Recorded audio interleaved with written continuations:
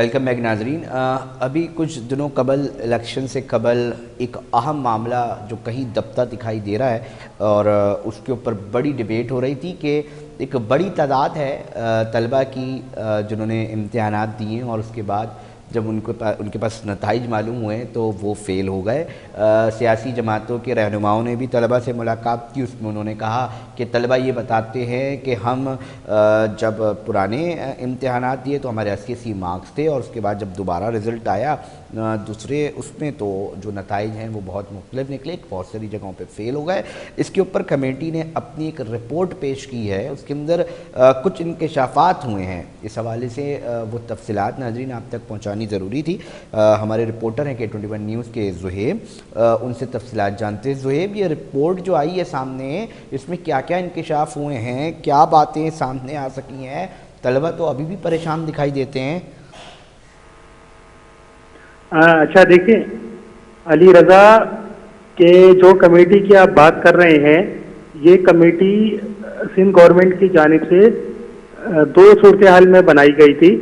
پہلی fact finding committee college education department کی secretary صدف انیس شیخ نے بنائی تھی, ٹھیک ہے, اور دوسری کمیٹی سندھ حکومت نے بنائی جس میں وزیر اعلیٰ سندھ مقبول باقر صاحب نے NED یونیورسٹی کے وائس چانسلر کی سربراہی میں دوسری فیکٹ فائنڈنگ کمیٹی بنائی. اس میں 2 ارکان اور موجود تھے. انہوں نے یہ رپورٹ دی ہے کہ 300 کے قریب ہم نے امتحانی کاپیوں کی جانچ پڑتال کی اور کمیٹی کے مطابق طلبہ کی اکثریت کے ساتھ نتائج میں ناانصافی ہوئی ہے. اور اس کی دیکھیں جو وجوہات ان کی جانب سے بتائی گئی ہیں وہ یہ بتایا گیا ہے کہ طلبہ کو تعلیمی سال کے آغاز سے ہی مشکلات کا سامنا رہا تھا. سندھ ٹیکسٹ بک بورڈ بھی سال کے بیچ میں کتابیں فراہم کرنے میں ناکام رہا اور کئی کتابیں تو سال کے آخر تک طلبہ کو فراہم نہیں کی جا سکیں اور سیمپل پیپر بھی طلبہ کو وقت پہ فراہم نہیں کیا جا سکا. اگر یہ بات کی جائے زہیب, اگر یہ بات کی جائے تو اس کی بتائیے گا کہ بات ہے نا کہ اب تک یہی نہیں پتہ چل رہا کیا کہ ان کے بچوں کے ساتھ اتنی بڑی تعداد میں زیادتی ہوئی ہے یا نہیں ہوئی؟ آپ کی کیا اس کے اوپر انویسٹیگیشن ہے؟ دیکھیں علی رضا, اس کمیٹی نے جو رپورٹ دی ہے وہ یہ 300 کے قریب امتحانی کاپیوں کی جانچ پڑتال کے بعد یہ رپورٹ دے رہے ہیں, جبکہ طلبہ جنہوں نے پیپر دیا ہے ان کی تعداد کئی ہزار میں تھی.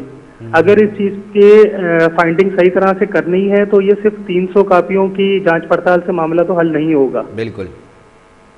اب معاملہ یہ ہے کہ دیکھیں جی, انہوں نے فیکٹ فائنڈنگ رپورٹ جو ہے وہ جاری کر لی. انہوں نے بول دیا کہ 300 کے قریب امتحانی کاپیوں میں جانچ پڑتال کی ہے, اس میں صحیح نہیں آیا رزلٹ, اس میں کہیں نہ کہیں زیادتی دکھی ہے کمیٹیوں کو.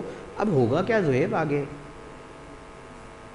دیکھیں علی رضا, جتنا سیریس ہے معاملہ چل رہا ہے اور اس کے وجہ سے بہت سارے بچوں کو آپ جانتے ہیں انجینئرنگ میں, میڈیکل میں اور دوسری فیکلٹیز میں ایڈمیشن میں سخت مسئلہ ہونے والا ہے.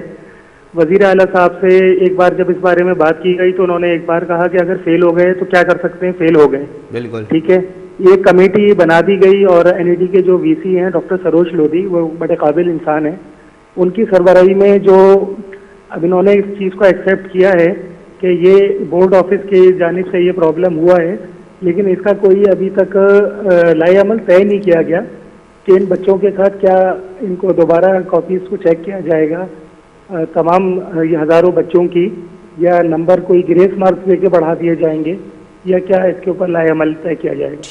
ٹھیک ہے زہیب, بہت شکریہ تفصیلات سے آگاہ کرنے کے لیے. محمد زہیب ہمیں بتا رہے تھے کہ ابھی جانچ پڑتال ہو گئی ہیں جی, اور یہ صورتحال سامنے ہے کہ انہوں نے اعتراض اٹھایا ہے. ان کو ان کی جو جانچ پڑتال ہے ان کو کہیں نہ کہیں ناانصافیاں دکھائی دی ہیں, مگر اس ناانصافی کے بعد کیا طلبہ کے نتائج میں تبدیلی آئے گی؟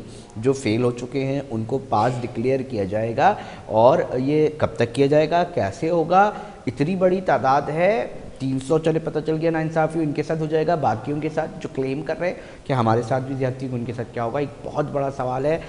میں ذاتی طور پہ سمجھ سکتا ہوں کہ ایک اسٹوڈنٹ کے ذہن میں وہ اس وقت کس کشمکش کا شکار ہوگا, کس ذہنی تناؤ کا شکار ہوگا.